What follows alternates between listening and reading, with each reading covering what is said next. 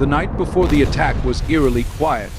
Ukrainian soldiers stationed near the Dnipro front line had grown used to the sounds of distant artillery, but that night the horizon glowed red for a different reason. Satellite alerts began flooding in. Russian armored columns were moving, dozens of them. The number shocked even the most experienced officers. 150, 7 tanks, an entire armored division heading straight toward a Ukrainian base that guarded a vital supply corridor.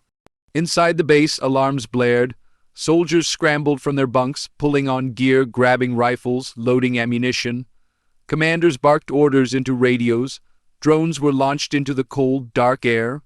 On the screens inside the operations tent, dots began to appear, hundreds of heat signatures moving like a tide. The message was clear: the storm was coming. By dawn, the sky was thick with the sound of engines. Russian T-72s and T-90s advanced in formation, their barrels pointing forward like spears. Dust clouds rose behind them as the earth trembled beneath their weight. Ukrainian scouts watched from forward observation posts, transmitting live coordinates. Artillery crews adjusted their sights, fingers hovering over triggers. Wait, came the order from command, let them come closer. The first shells exploded just as the tanks entered the open valley. Fire erupted across the line. Ukrainian artillery batteries unleashed a storm of steel, their shells raining down like thunder. Explosions tore through the front of the column, flipping several tanks into the air. But the Russian formation kept advancing. They had numbers, armor, and momentum. Inside the Ukrainian base, chaos turned into discipline. Anti-tank teams took positions. Javelin launchers locked onto targets. A squad of engineers activated remote mines hidden under the dirt road, and the ground itself exploded beneath the lead tanks. Flames shot high into the air. The roar of engines turned into screams of metal. Still, they came. More tanks pushed forward, crushing debris, their turrets firing shells toward Ukrainian fortifications. Each explosion shook the bunkers. One Ukrainian soldier later said, "It felt like the earth itself was fighting." Drones hovered above the battlefield, streaming live footage to commanders. They watched as wave after wave of Russian armor entered the kill zone. The second phase began precision strikes. Ukrainian Bayraktar drones launched missiles from above, targeting the weakest points on the tanks. One by one, they burst into flames, their ammunition cooking off in massive fireballs. The sound was deafening, but even as some tanks burned, others pushed deeper into the perimeter. Russian infantry followed close behind, pouring out from armored carriers, firing rifles and RPG. The battle turned into brutal, close-quarter combat. Machine gun fire echoed through the ruins. Smoke and dust covered everything. Soldiers could barely see 10 meters ahead. Radios crackled with overlapping voices, calls for reinforcements, medical requests, coordinates for air support. Then, in the middle of the chaos, a new sound cut through the noise, the whine of engines from above.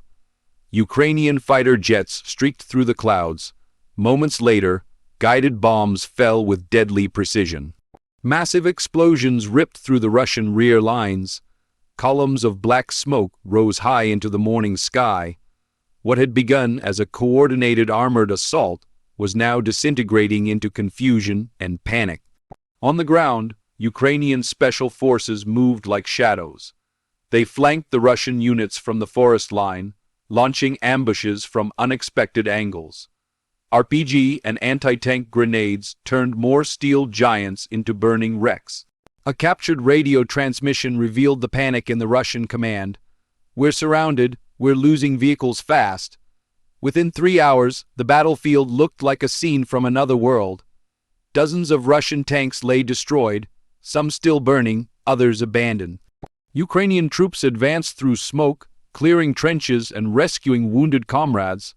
The base had held barely. As reinforcements arrived, they found evidence of the scale of the attack. 157 tanks had entered Ukrainian territory that morning. By sunset, over 100 of them were gone, destroyed, captured, or disabled. Ukrainian drone footage later showed the entire valley littered with blackened hulls and twisted metal. What had started as a show of force ended as a display of disaster. International analysts were stunned. How could such a massive assault fail so completely? The answer lay in preparation.